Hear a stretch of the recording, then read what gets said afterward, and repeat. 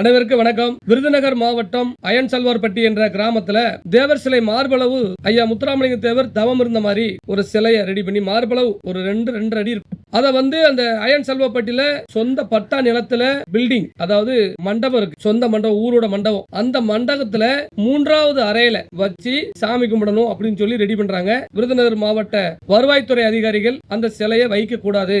உயர் நீதிமன்றம் என்ன சொல்லியிருக்கு?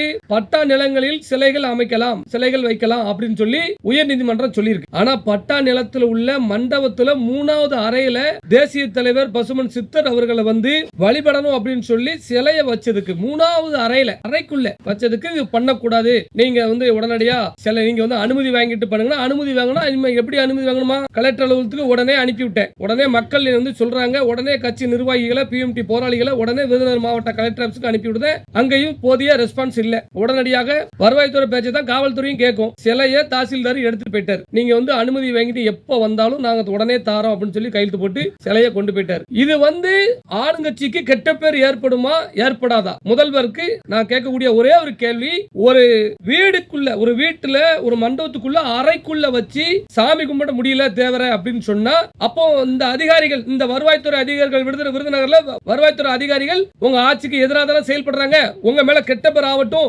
உங்களுக்கு ஓட்டு போட கூடாது அப்படின்னு தானே பண்றாங்க இந்த வேலையை. ஏன் இந்த மாதிரி விஷயங்களுக்கு தடுக்கிறதுக்கு நீங்க உளவுத்துறை அமைக்கல? தொடர்ந்து முக்குளத்துறை இடைஞ்சல் பண்றமே, அப்ப இதெல்லாம் கண்டுபிடிக்கணுமா அப்படின்னு சொல்லி ஏன் உளவுத்துறைகள் சரியான ரிப்போர்ட் கொடுக்க மாட்டேங்குது? பல இடங்கள்ல இன்னைக்கு தேவர் ஜெயந்தி கொண்டாட முடியாத சூழ்நிலையில எங்கள் மக்கள் இருக்காங்க. ஒரு சுற்றறிக்கையாவே மாநில அரசு நீங்க அனுப்புங்க. அவங்க ஏரியால வழக்கம் போல என்ன செய்வாங்களோ, சாமி கும்பிடுறது, அவங்க காப்பு கட்டுவது, அவங்க பொங்கல் விடுவது, இதெல்லாம் தடுக்க கூடாதுன்னு சொல்லுங்க.